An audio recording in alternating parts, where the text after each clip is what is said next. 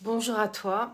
Comme à chaque nouvelle ou pleine lune, je te fais le point en astral chimie de cette pleine lune qui se déroule en Vierge et donc qui va être suivie dans l'heure qui suit d'ailleurs par l'entrée de Saturne en Poisson. Donc ça va être une pleine lune très mouvementée. Peut-être que déjà certains le ressentent, c'est déjà là depuis un petit moment. Et je me faisais une réflexion en me disant que j'ai l'impression que plus je fais des points comme ça tous les 15 jours entre les pleines lunes et les nouvelles lunes, et plus j'ai l'impression que les choses s'intensifient fortement parce que cette pleine lune est quand même très caractéristique d'un moment assez important. Et elle va, donc on va faire un point astral chimique là-dessus, mais qui risque de prendre un peu de temps parce qu'il y a beaucoup d'éléments à prendre en compte. Donc la pleine lune se déroule en Vierge. Donc la Vierge est un signe qui est souvent relié à de la rigueur, à une certaine méthode, à un côté un peu pointilleux. On parle souvent de deux types de vierges, la vierge stricte et la vierge folle. La vierge stricte, c'est celle dont je viens de parler, qui est très attachée à la méthode, à tout ce qui est bien carré, etc. La vierge folle, elle est plus ouverte à ce qui se passe autour d'elle. Elle a plus envie d'aider le monde. Elle a un côté très altruiste, en fait, cette vierge folle. Et on dit que souvent une vierge équilibrée goûte des deux en fait, à la fois ce côté méthodique et pointilleux et à la fois ce côté très altruiste, très ouvert à l'autre, et qu'une vierge équilibrée est un peu des deux. Et donc notre pleine lune en contact avec ce signe, quelque part, à la fois a envie d'une structure, ce qui va d'ailleurs très vite arriver puisque Saturne arrive dans l'heure qui suit la pleine lune. Alors la pleine lune a lieu le 7 mars à 16h40 pour nous à La Réunion et donc 13h40 en métropole, Europe. Donc une heure exacte après, c'est ça qui est assez incroyable, Saturne va suivre et va rentrer dans le signe du Poisson. Donc quand on voit déjà la couleur que prend cette pleine lune, c'est très intéressant. Alors, on a beaucoup à dire dessus, donc j'y vais, je me lance. Donc cette pleine lune en Vierge, comme vous le savez, le principe de la pleine lune, c'est que quand on regarde un thème, la lune est en Vierge et en face se retrouve donc le soleil qui lui se retrouve en Poisson. Une pleine lune, le principe c'est que la lune fait face au soleil et que donc elle bénéficie de sa pleine lumière et donc elle est pleinement réceptive de la lumière du soleil qui lui donc se situe actuellement en Poisson. Ce soleil en Poisson, il faut savoir, c'est pas forcément une position qu'il apprécie particulièrement parce que le soleil forcément c'est un astre de feu. Le Poisson, lui, est un signe d'eau. Donc, l'eau et le feu font rarement bon ménage. Et souvent, un soleil Poisson perd un peu ses repères, se sent éthéré, se sent connecté à des choses peu concrètes. Et donc, les soleils Poissons, souvent, se sentent un peu déconnectés de la réalité. Et donc c'est un peu d'une certaine manière ce que reçoit cette lune qui elle demande de la structure et de la rigueur, même si dans le côté vierge folle elle peut aussi bénéficier de ce côté intuitif et instinctif du soleil en Poisson, mais néanmoins cette lune a besoin, a envie en tout cas d'avoir une certaine structure et une certaine rigueur à mettre en œuvre. Il faut savoir que conjointe à cette lune en Vierge, en fait, se trouve l'astéroïde Lilith. Non pas la lune noire, mais l'astéroïde Lilith.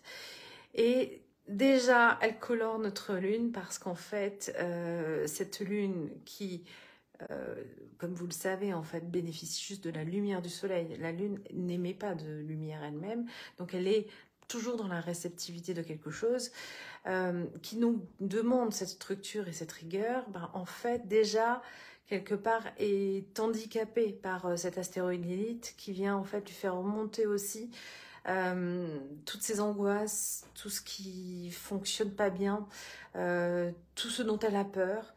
Donc, elle a envie de se structurer et d'être dans une certaine rigueur aussi peut-être parce qu'elle a peur et qu'elle ressent en fait toute cette angoisse que l'astéroïde Lilith lui renvoie. D'autant plus que ce soleil en poisson ne la sécurise pas forcément puisque il est encore une fois dans ce côté plus intuitif, plus éthéré, connecté à des mondes subtils dont elle n'a pas forcément envie d'être en connexion puisque cette Vierge nous rappelle plutôt des aspects terrestres, c'est un signe de terre la Vierge, donc c'est pas forcément très agréable pour elle d'être connectée à ce monde éthéré. Et comme je le disais, dans l'heure qui suit cette pleine lune, Saturne arrive en poisson. Sachant qu'on a Mercure qui est rentré en poisson il y a peu de temps, puisque c'était, je crois, le 2 mars. Mercure en poisson n'est pas à l'aise non plus dans ce signe-là, puisqu'il est à la fois en chute et en exil. Et donc, la notion de communication telle qu'on l'entend, en tout cas, telle qu'on la conçoit dans un Mercure classique, c'est-à-dire plutôt mentale, plutôt concrète, plutôt dans une communication proactive, choisie. Là, nous rentrons dans une communication plus subtile, plus intuitive, plus reliée à l'invisible, qui, selon les personnes, peut très bien fonctionner pour certains et au contraire peut déstabiliser pour d'autres. Et Saturne, qui est quand même aussi la planète qui schématise, pareil, le côté rigueur, le côté strict, le côté règle, etc., se retrouve également en poisson. Donc vous imaginez cette pleine lune qui appelle à de la structure et finalement se retrouve face à sa base, puisque Saturne, puisque Mercure habituellement sont assez concrets. Tout ça va être en lien avec justement des mondes plus subtils, des mondes plus intuitifs, des mondes plus cachés. Et donc accentue cette peur, ce côté désagréable que Lilith lui transmet dans sa conjonction à la Lune. Donc on est dans une Lune qui appelle à la structure et qui n'en a pas forcément les moyens, puisqu'en face d'elle, on ne fait que lui renvoyer en fait des énergies du subtil, de l'intuition, et pas de concret en fait. Donc elle est pas à l'aise dans cette position-là. Un mot sur Saturne en poisson, qui pour moi est une excellente chose, de mon point de vue bien évidemment, peut-être pas du point de vue de tous, mais personnellement, moi j'appelais ce Saturne en poisson qui arrive, parce que pour moi Saturne en poisson va aussi clarifier, régler, justement, amener d'une certaine manière un aspect plus concret et réglé et plus droit d'une certaine manière dans tout ce monde du subtil, parce que dans ma vision actuelle des choses,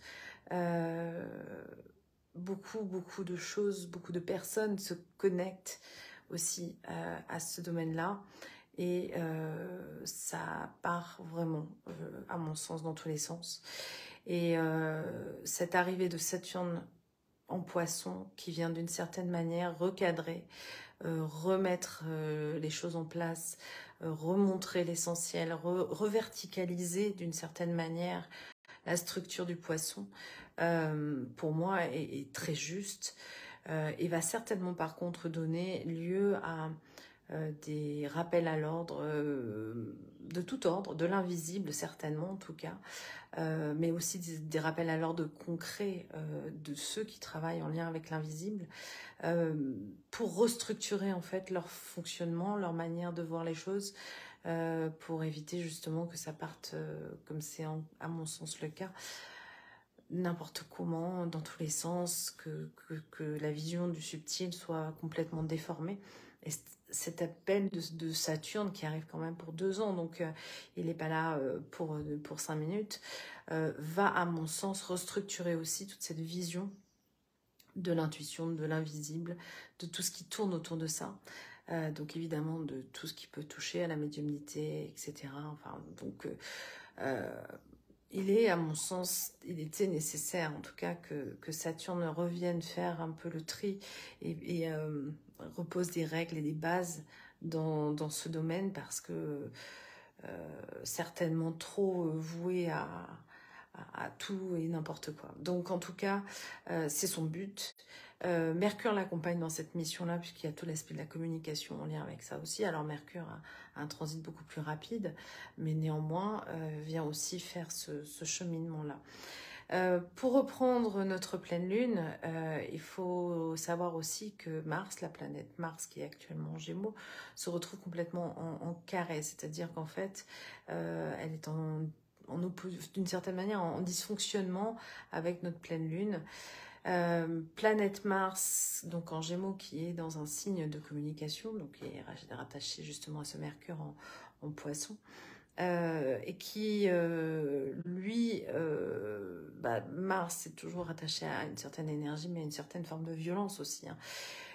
Et cette violence qui peut s'exprimer à travers la communication et les mots, et les pensées aussi, bien sûr, d'une certaine manière, vient aussi se mettre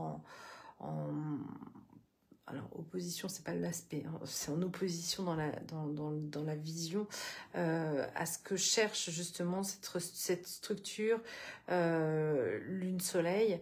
Et d'une certaine manière, c'est un peu comme si les mots, le pouvoir de la pensée, cherchaient à rentrer dans une colère, enfin dans une colère, mais dans une dispute, d'une certaine manière, à créer un climat qui peut être celui d'un climat potentiellement où les mots ou même les actes d'ailleurs d'une certaine manière aussi, parce que ça reste quand même Mars, se positionnent de manière violente en fait, ou en tout cas essayent d'imposer une certaine force qui n'est pas forcément une force positive, parce que là aussi quand on positionne des astéroïdes, il faut savoir qu'il est complètement conjoint à Hécate et Chaos, qui sont tous les deux conjoints à Mars. Donc, c'est pas une volonté de parler ou d'agir en fonction d'une action positive. À mon sens, c'est plutôt au contraire d'établir plutôt le chaos.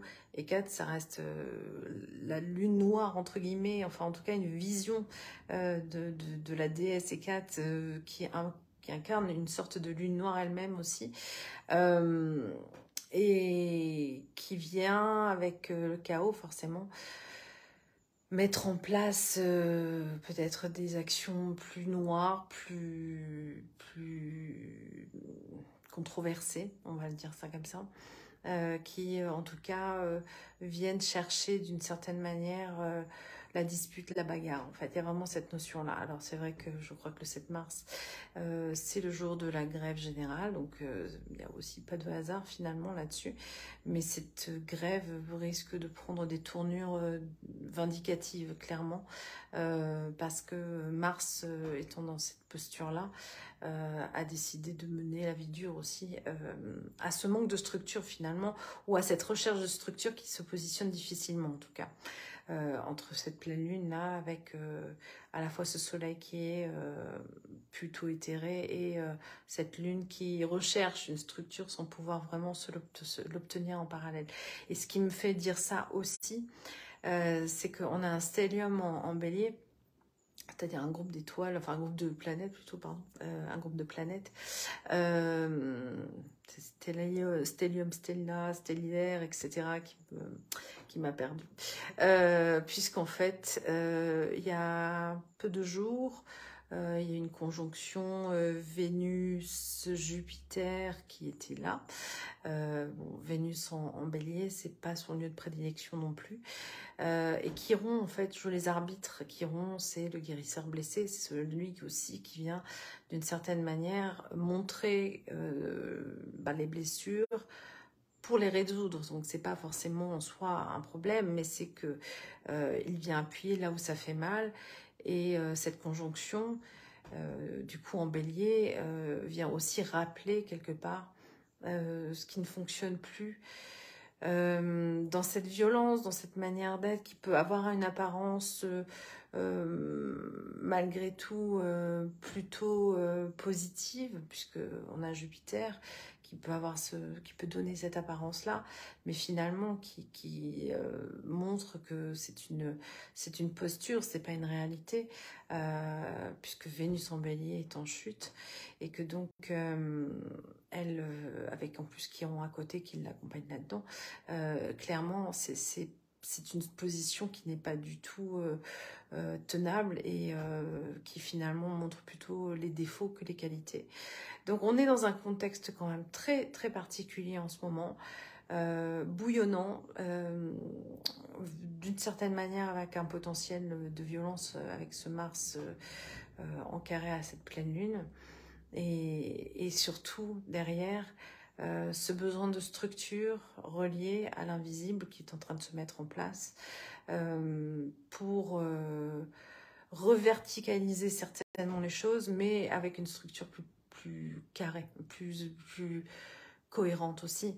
Donc qu'on se connecte en effet à ce qui est vertical, hein, c'est-à-dire à ce qui est invisible, à ce qui nous semble être finalement en lien avec notre intuition, mais pas n'importe comment, pas n'importe quoi, pas en partant dans tous les sens, et de comprendre que finalement il y a beaucoup de paraître en fait là à l'heure actuelle dans des actions, dans des modes de communication, donc que les structures qui sont recherchées actuellement par cette pleine lune en Vierge finalement ne sont pas une bonne base telles qu'elles sont en tout cas. Voilà.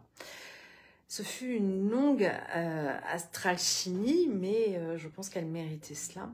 Un petit mot parallèlement à ça sur les constellations zodiacales que j'ai lancées, qui sont à la fois disponibles pour ceux en présentiel à La Réunion pour le 16 avril et pour ceux qui ne sont pas à La Réunion, disponibles également en ligne. Donc si ça vous intéresse de travailler sur vous à travers votre thème astral, même si vous n'y connaissez strictement rien, parce que c'est pas du tout ce qui est requis, juste l'idée de se connecter à votre thème astral à travers vos planètes pour expérimenter justement et comprendre qui vous êtes, c'est une expérience assez intéressante que je vous recommande. Donc si ça vous parle, en tout cas, vous pouvez aller sur mon site celunestella.com et vous renseigner sur les dates et vous inscrire.